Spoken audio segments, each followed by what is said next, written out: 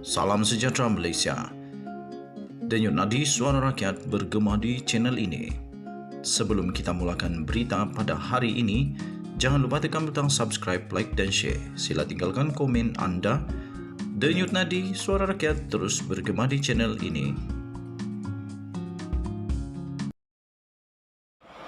Salam sejahtera Malaysia. Denyut nadi suara rakyat bergema di channel ini. Saya ingin ucapkan jutaan bilion terima kasih kepada semua yang sudah subscribe di dalam channel kita ini. Dan bagi yang belum subscribe, saya mohon supaya subscribe dan kita jaga kita. Kita harap channel kita akan menjadi cukup besar pada 2023 untuk menjadi suara bagi rakyat Malaysia. Keluarga Altan Tuya disahkan telah menang saman kerajaan sebanyak 5 juta, maafkan saya. Telah menang saman kerajaan 5 juta. Wow, ini satu perkara yang amat mengejutkan. Tapi tahniah diucapkan kepada keluarga Altan Tuya yang telah menang saman kerajaan 5 juta ringgit Malaysia. Mahkamah Tinggi di sini pada Jumaat yang lalu telah membenarkan saman yang difailkan oleh keluarga model Mongolia, iaitu Altan Tuya Saribu, berhubung kematian wanita itu pada 2006 yang lalu terhadap 4 defendant termasuklah kerajaan Malaysia. Hakim iaitu Datuk Wazir Alam Maidin Mera yang kini Hakim Mahkamah Rayuan di Putrajaya memutuskan demikian ketika prosiding dijalankan menerusi aplikasi Zoom. Ketika membaca keputusan penghakimannya, beliau berkata keputusan itu dibuat selepas mendapati keluarga model Mongolia selaku plaintiff pertama hingga ketiga berjaya membuktikan kes mereka terhadap defendant kedua dan ketiga. Berdasarkan fakta dan undang-undang, kerajaan selaku defendant keempat merupakan majikan kepada defendant pertama dan kedua, bertanggungjawab terhadap tindakan mereka yang mencabuli undang-undang, katanya. Tambahnya lagi, mereka telah menjalankan tugas sebagai pegawai polis. Telah menggunakan sumber yang disediakan oleh Polis Diraja Malaysia dan penghakiman dibuat atas liability terhadap keempat-empat defendant, katanya lagi. Menyentuh tentang ganti rugi yang dipohon oleh plaintiff iaitu sebanyak 100 juta ringgit Malaysia, beliau berkata jumlah itu adalah berlebihan dan tidak boleh ditakrifkan berdasarkan prinsip sahaja. Menurutnya, 5 juta adalah adil dan memadai untuk diberikan sebagai ganti rugi am, teruk dan teladan. Tambahnya, Hakim turut memerintahkan defendant membayar kos sebanyak RM25,000 dibayar kepada setiap plaintiff.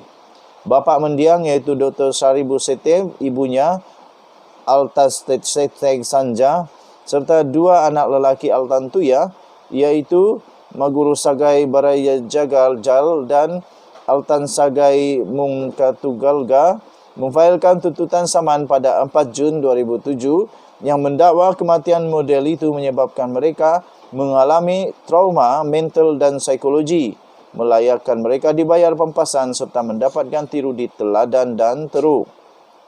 Mereka telah menamakan 2 bekas anggota unit tindakan khas UTK, Chief Inspector Azila Hadri dan Kopral Sirul Azal Umar, penganalisis politik Abdul Razak Baginda dan kerajaan masing-masing defendant pertama hingga keempat. Bagaimanapun, nama Altan Sagai Muntalugala kemudian dikeluarkan daripada senarai plaintiff apabila dia meninggal dunia pada 2017. Seramai 26 saksi plaintiff termasuk bapa serta anak kandung Altan Tuya memberi keterangan dalam perbicaraan itu yang bermula pada 2019 yang lalu. Manakala defendant iaitu kerajaan mengemukakan 3 saksi dan Abdul Razak Baginda memilih untuk tidak memberi keterangan bagi menjawab tuntutan saman itu. Kita jumpa lagi. Bye-bye. Salam sejahtera Malaysia. Selamat pagi tuan-tuan dan puan-puan yang dihormati sekalian. Wow, hujan yang deras sekarang ini di tempat kami. Tanda rahmat, tanda berkat pada hari ini. Tuan-tuan dan puan-puan yang dihormati sekalian, Denyut Nadi Suara Rakyat bergema di channel ini. Satu kejutan berlaku, permuafakatan. GPS berhak tarik sokongan jika hak Sarawak dicabar, kata Fazrudin. Wow, Adakah ini satu petanda ataupun satu amaran yang paling kencang, paling keras, paling tuntas dan amaran supaya Datuk Seri Anwar Ibrahim betul-betul mengingat bahawa jangan cabar Sarawak. Gabungan Parti Sarawak GPS berhak menarik sokongannya daripada Kerajaan Perpaduan pada bila-bila masa sekiranya hak Sarawak dicabar atau statusnya dipersoalkan. Demikian kata Ketua Setiausaha Politik di Jabatan Primer Sarawak, Fazruddin Abdul Rahman. Beliau merujuk kepada perjanjian persefahaman yang telah ditandatangani oleh parti-parti yang membentuk Kerajaan Perpaduan termasuklah GPS di Putrajaya pada Jumaat yang lalu.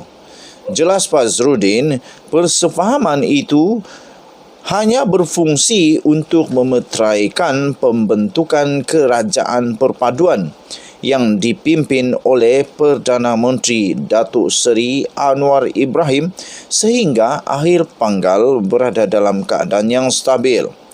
Kata Fazruddin, perjanjian tersebut antara lain bertujuan untuk menggariskan komitmen pihak-pihak yang membentuk Kerajaan Perpaduan untuk melindungi perlembagaan persekutuan, rukun negara, pengasingan kuasa, tadbir urus yang baik serta persamaan taraf di antara Semenanjung Malaysia, Sabah dan Sarawak.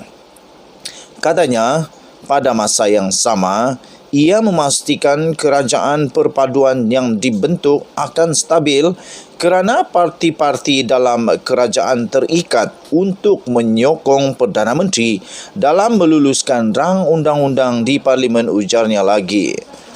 Pada masa yang sama, Fazruddin turut menjelaskan bahawa perjanjian persefahaman yang ditandatangani itu tidak bermakna GPS hilang status berkecuali. Perjanjian persefahaman yang ditandatangani itu adalah bertujuan untuk memastikan kerajaan persekutuan yang stabil. GPS masih GPS, katanya, dan ia bukan sebahagian daripada Pakatan Harapan. Tambahnya lagi, kerajaan ini bukan Kerajaan Persekutuan Pakatan Harapan, tetapi ia adalah kerajaan yang dibentuk oleh himpunan parti yang mempunyai objektif yang sama, iaitu untuk membawa kestabilan kepada negara, katanya lagi. Tambahnya, jika ini berlaku, GPS tidak akan kehilangan ahli parlimennya kerana ahli parlimen GPS sebelum ini bertanding di bawah simbol GPS dan sekiranya ia meninggalkan Kerajaan Perpaduan, keputusan akan dibuat sebagai satu blok dan bukan oleh ahli parlimen individu dan ini tidak melanggar undang-undang anti lompat parti, ujarnya dalam satu kenyataan pada hari ini. Fazruddin yang juga adalah ahli Dewan Undangan Negeri Adun Tupong merangkap ahli Majlis Tertinggi Parti Pesaka Bumiputra Bersatu atau PBB mengiktiraf sokongan diberikan oleh Perdana Menteri dalam mengetengahkan perkara yang tidak dapat diselesaikan berkaitan Perjanjian Malaysia 1963 atau MA63 untuk Sarawak dan Sabah. Katanya, Datuk Seri Anwar Ibrahim telah memberikan mandat penuh kepada Timbalan Perdana Menteri Datuk Seri Fadillah Yusof untuk tuntutan MA63 yang tertunggak ini diselesaikan secepat mungkin dan kami menjangkakan pemulihan hak-hak yang terhakis kepada Sarawak, katanya lagi. Denyut nadi suara rakyat bergema di channel ini. Kita jumpa lagi. Bye-bye.